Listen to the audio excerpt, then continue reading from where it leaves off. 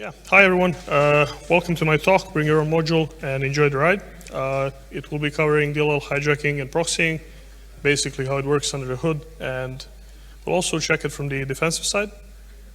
It's really an honor to be here and be able to talk about this, and big thanks to the organizers of ZIFCon for the invite. As stated here, all opinions expressed are my own and have nothing to do with my employer.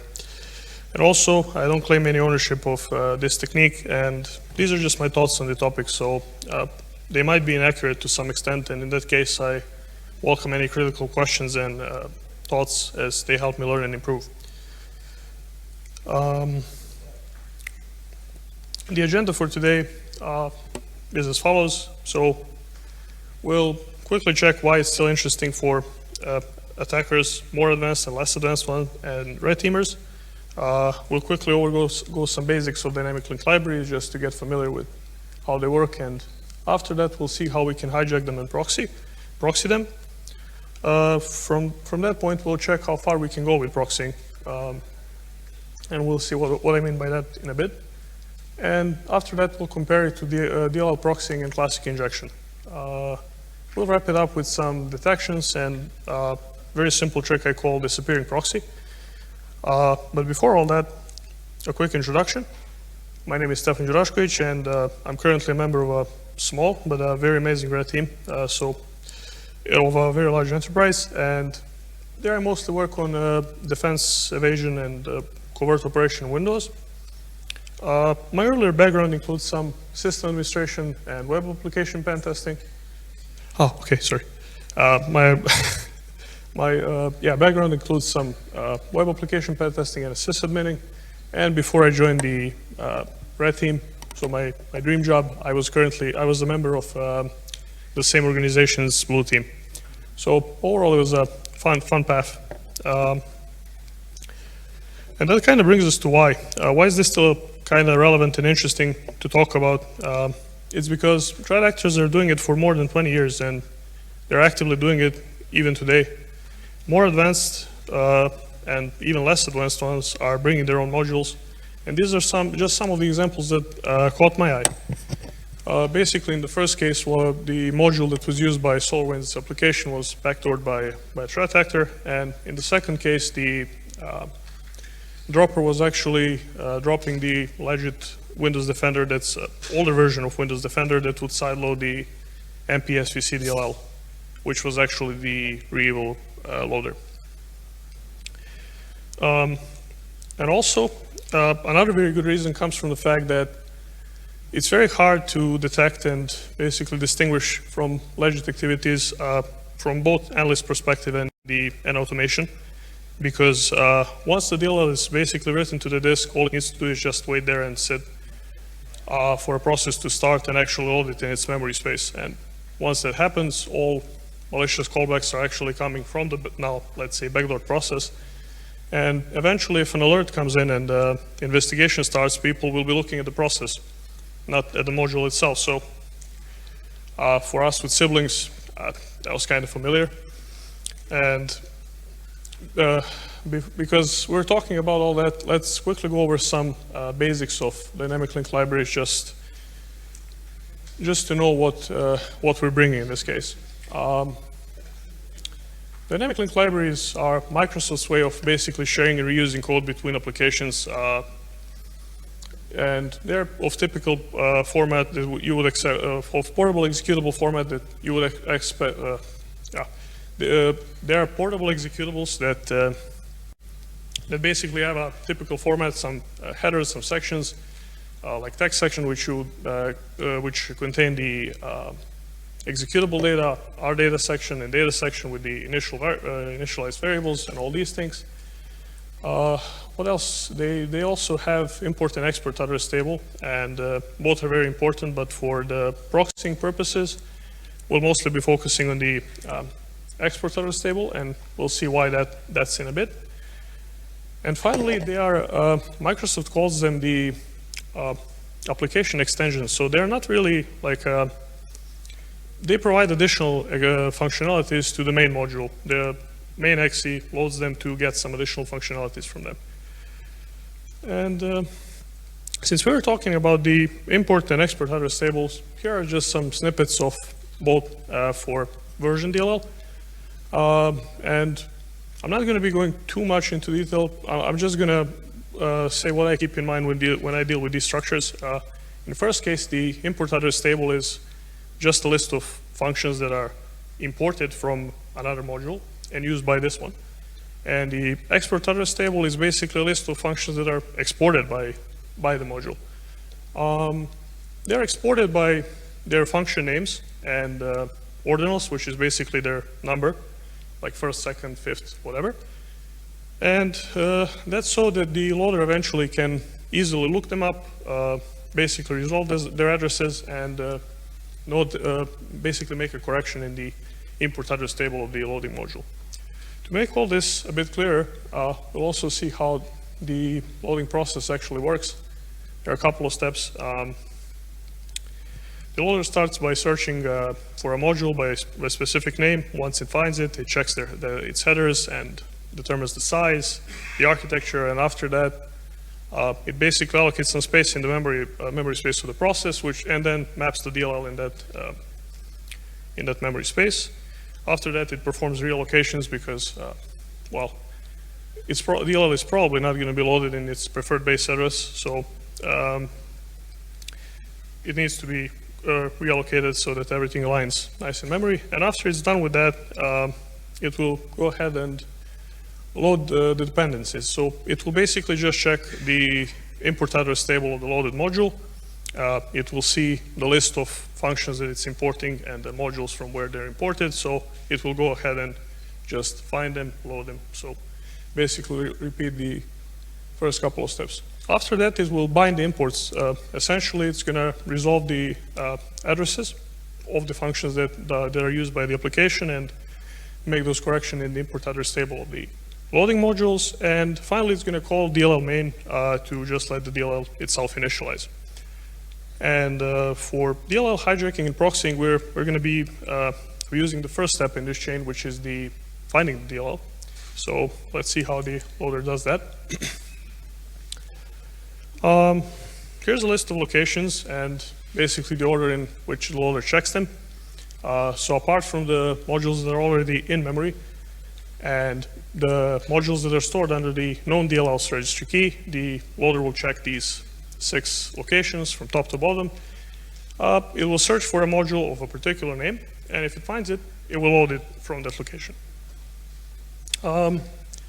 And that kind of brings us to the first requirement the loader has. So it needs a module of a specific name in a specific place, any of these ones.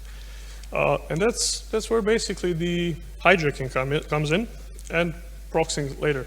So if we would run Procmon with these filters set and we would run any of these applications, we would basically see a bunch of missing DLLs, or Procmon would say they're missing. But essentially, application still continues to run, which just basically means that the DLL is missing from the location where it was first checked, but it was also found in another location. So somewhere later in the search order for these modules, it's actually in system 32 or sys 64, depending if we're looking on Signal or Discord, because one is 64-bit, one is 32-bit application. So technically, if we see that the loader is actually trying to load a module from this path with a specific name. If we would create a module, drop it in any of these paths and name it, give it any name from this list, the application would at runtime try to load it, and that's basically how the hijack occurs. Also, what's kind of important to keep in mind in this case that if we would just create a random module that would do something we want, like run our shellcode or pop up a message box or pretty much anything, that would not work because the requirement for the name would be fulfilled in terms of the application would see there is a module of a particular name, it fits, let's try to load it.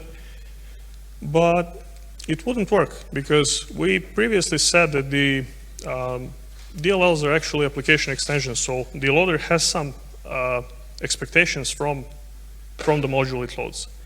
And for us to not actually have to implement every single function and comply with the loader, we just need to rely on proxying.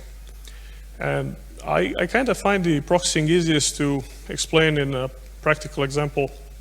So let's say we have a target exe, and target exe wants to work with get file version info A from version DLL. It will do some basic steps. It's going to load version DLL in memory.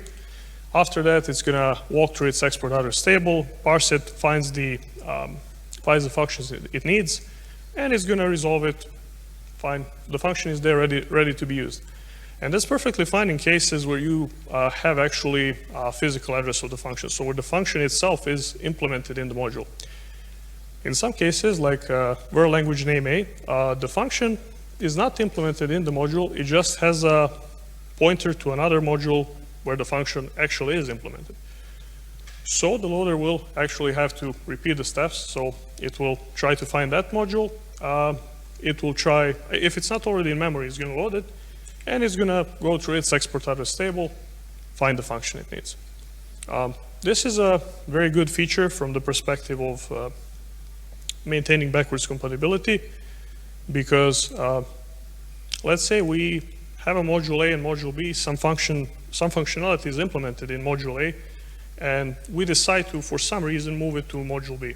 Instead of actually refactoring the whole thing, we just have to put the pointer and say, hey, loader, next time you need it, look for it in module B. And that's pretty much it. So how can it be abused? Essentially, we would want to repeat the same steps as Windows does in legit cases. And we would want to do that in a way. So we know that we need a DLL of a particular name. We saw that one of the DLLs from the list was version DLL. So let's go ahead and create a DLL that's going to run shellcode or whatever. Name it version. And we also need to take the original version DLL from the system and put it in the, let's say, application folder.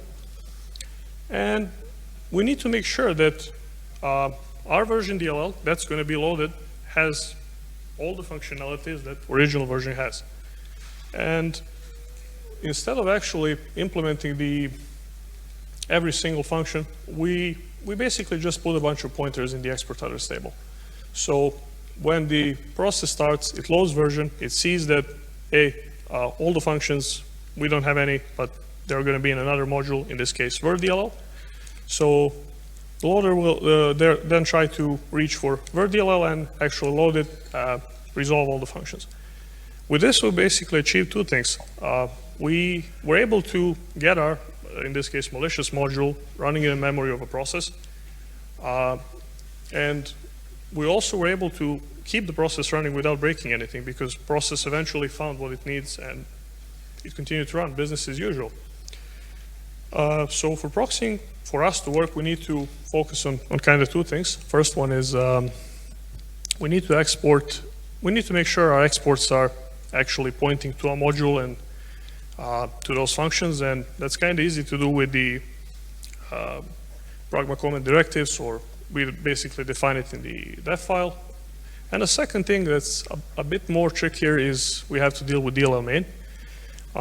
Microsoft says that there is a bunch of things that can and cannot be done from DLL main.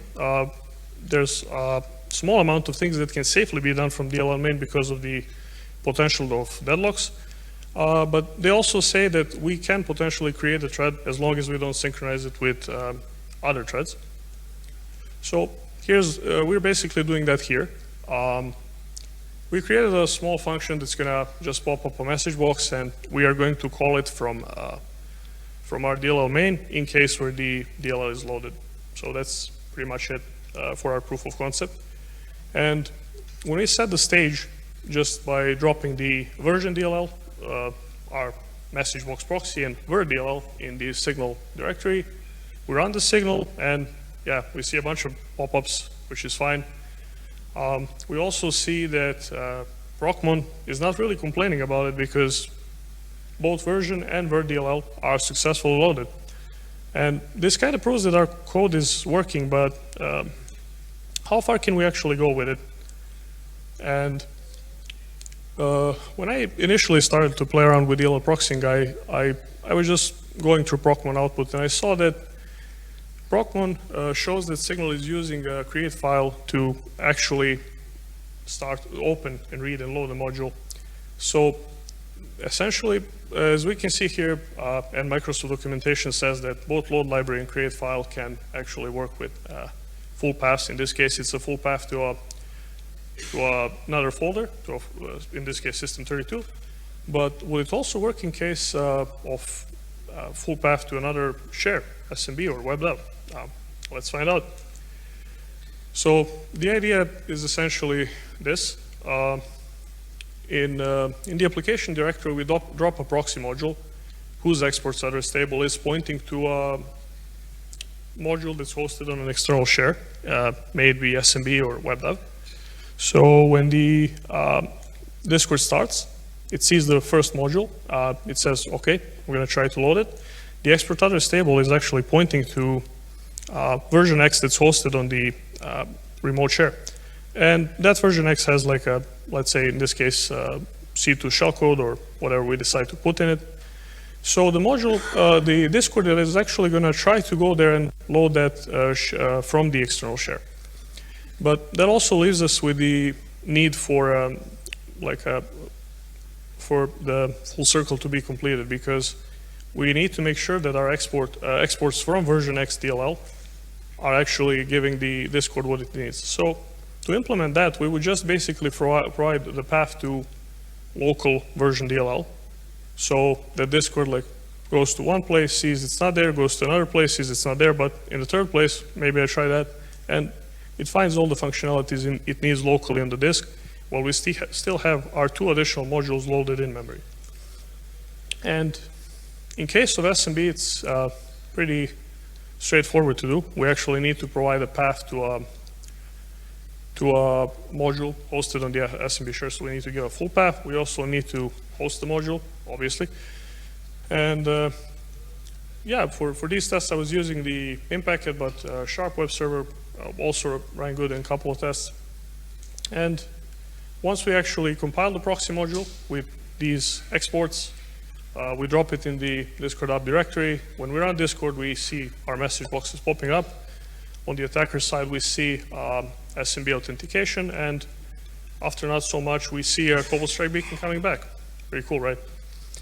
And essentially for WebDAV, the process is exactly the same. We just need to provide a full path to the module, this time hosted on the WebDAV share. We need to provide a port on which the WebDAV service is listening.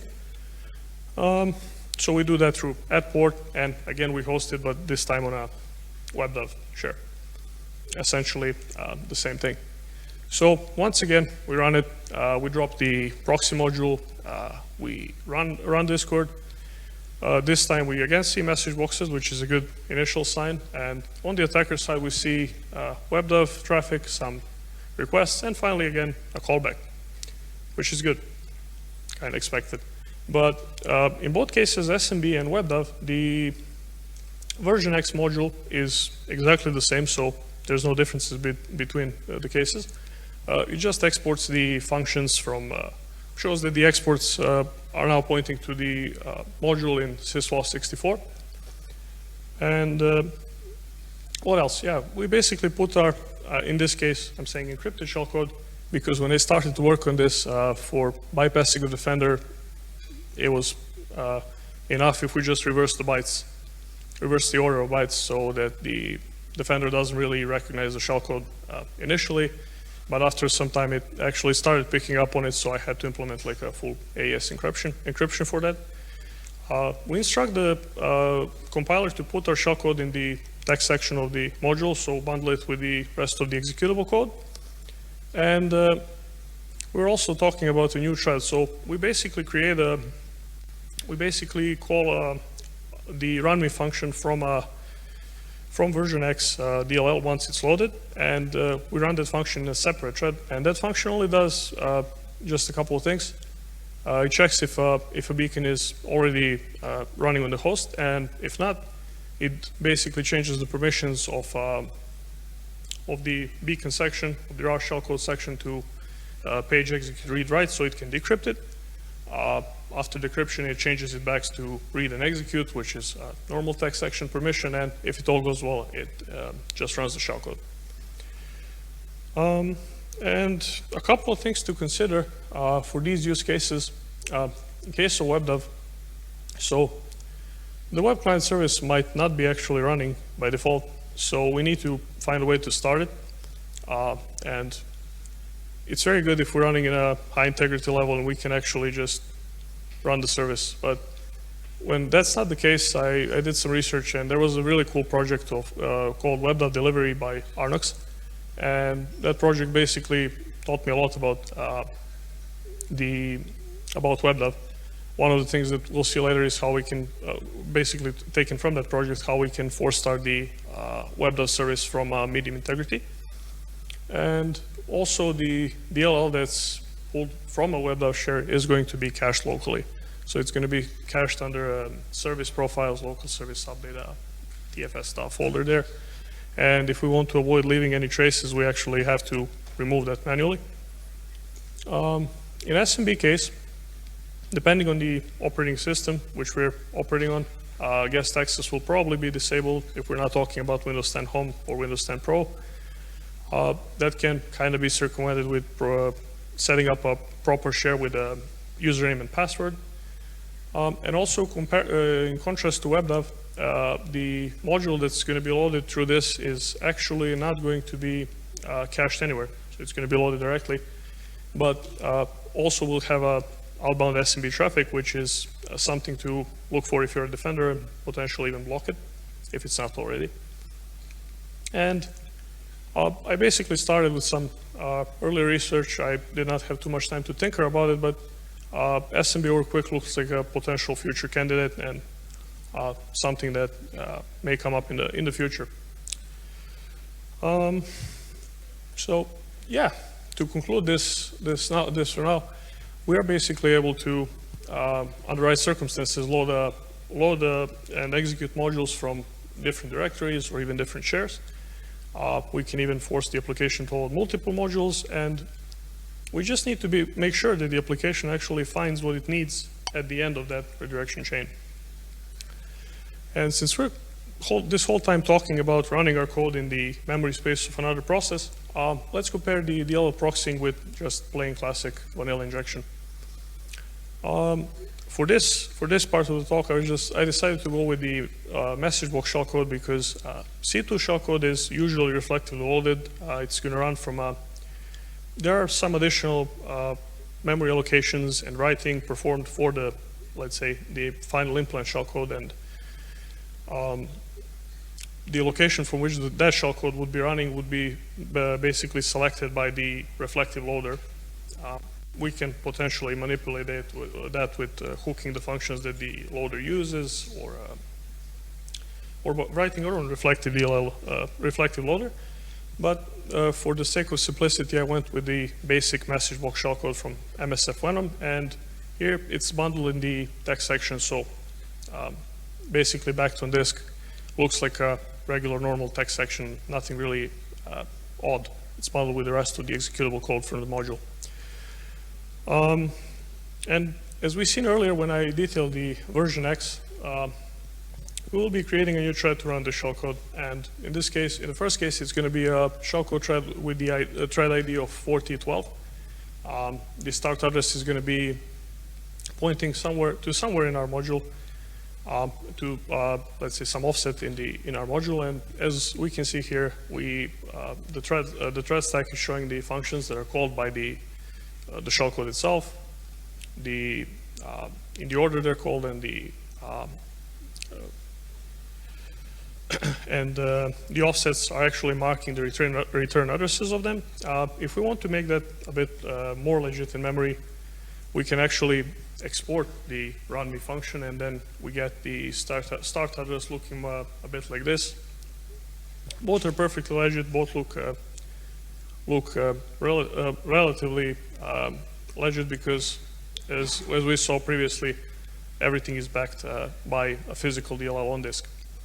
And if we compare that to classical injection, we have a very similar process. So steps are we allocate some, so our process allocates some space in the process of our choosing, let's say Notepad. Then it writes the shellcode there, and finally it creates a thread that runs the shellcode. Here we can see the execution and message box popping up, but when we actually check the memory and threads, we see something different. So we have a new read execute region, which is not backed by anything. And in case of a message box shellcode, it's relatively small. So even some memory scanners are going to miss it, but in cases of actual C2 shellcode, these sections would be larger and would definitely stand more out. And also, looking at the whole thread stack, we can see our thread stack is pointing to somewhere in that memory region, so we know it's going to lead us to our shellcode eventually. And what's more interesting is that the start address in this case is pointing to the address of the RTL user thread start function that's implemented in NTDLL.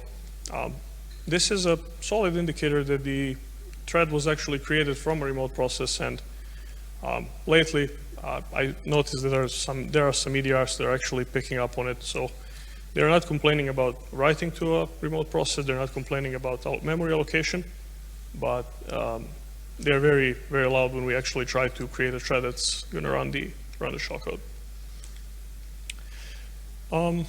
Yeah, and that kind of, to compare and summarize that, in case of DLL proxying, everything is happening locally within the process. We can even avoid some API calls like allocation and writing. We'll have a executable memory that's backed by something on disk, and that looks pretty legit. And yeah, thread is created locally. Compared to classical injection, we have process A injecting into process B, writing, allocating. So memory section that's used to receive the shellcode from our process A can be read execute or read write execute, and if we don't apply some module stomping, it's going to be not backed by anything on disk, and it's going to stick out.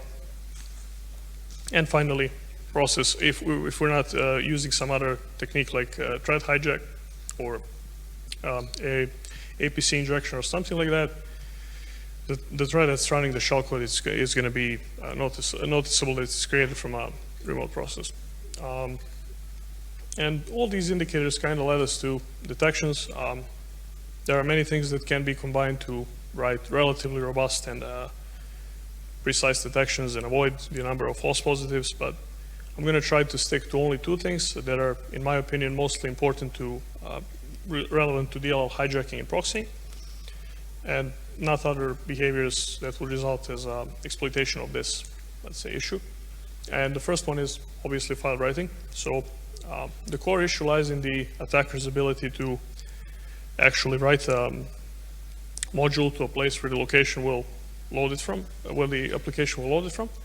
And so we can use data from Procmon, in this case, to create an alert that would basically trigger if a module of a specific name is written to a specific location, in this case, the signal application folder. We can also, because we know that eventually Signal will find the module it needs, we can also just create a comparison, basically like a list of names from sys64 or system32, and cross-reference that list of names with the names of the modules written. If we have a match, we alert on that. That's definitely far from bulletproof, and something that can be circumvented by breaking some more steps, but it's a good start. It gives us something to monitor and look for. And the second thing is the export address table of the module itself. So one quick look at it, and we'll basically know everything we need to know about the module. In case of proxy DLL, so the upper one, we can see that all functions are forwarded somewhere else to, in this case, to version at system32. In case of legit modules, most of the functions will have their RVAs or their physical addresses, and only a handful, like one or two maybe, will be forwarded to another module, usually in the same directory. And that brings us to the disappearing proxy, which is just a very basic use of DLL main.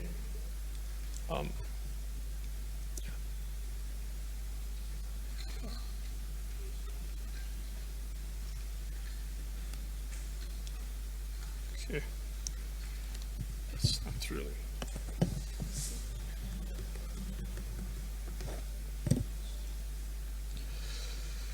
So the font is definitely not ideal here, but I'll be uploading this somewhere, so if anybody's interested, they can see it. The setup here is as follows. We basically have our proxy DLL written in signal directory. We named it version DLL. We are at this point running in medium integrity, and we also have an up-to-date defender, so everything is on, no exclusions, and automatic sample submission. It doesn't really matter because this whole environment is in LUN, so it doesn't really matter, but that's how I keep the environment for testing. From the attacker side, we're serving the dprotect DLL, which is essentially a module that has Cobblestrike shellcode hosted in it. And we also have a Cobblestrike server with 0 callbacks at this point. So if we go back to the victim machine and we try running signal, it will fail.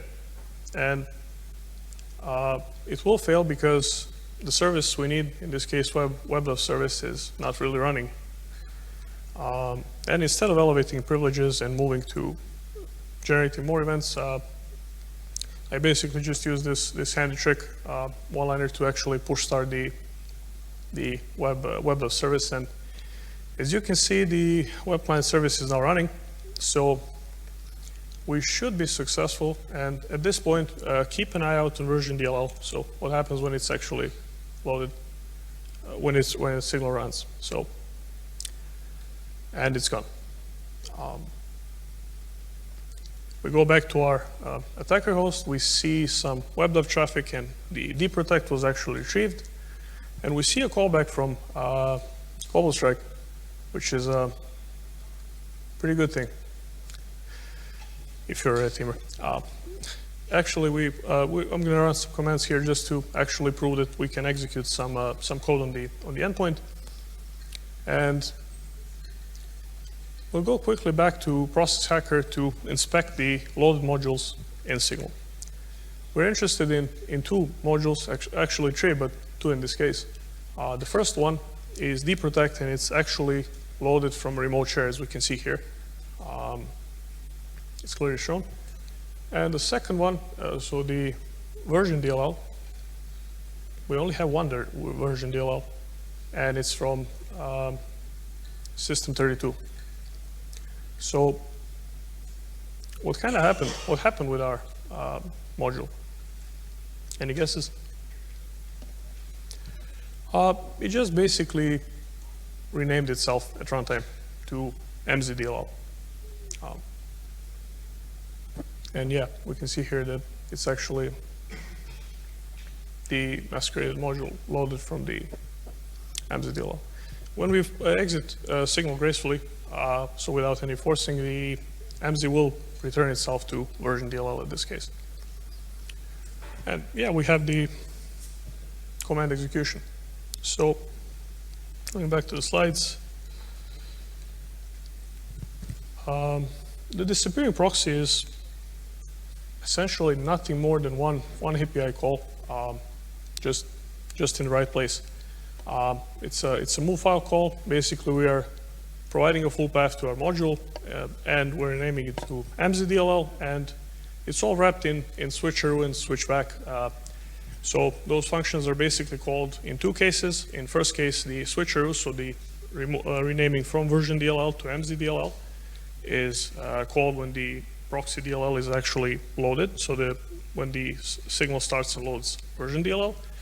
And the switchback is called in case when the DLL is unloaded from memory. I also implemented a very quick and dirty cleanup. Really bad practice, but for my purposes, it did the job. Basically, we just clean up the TFS stav directory.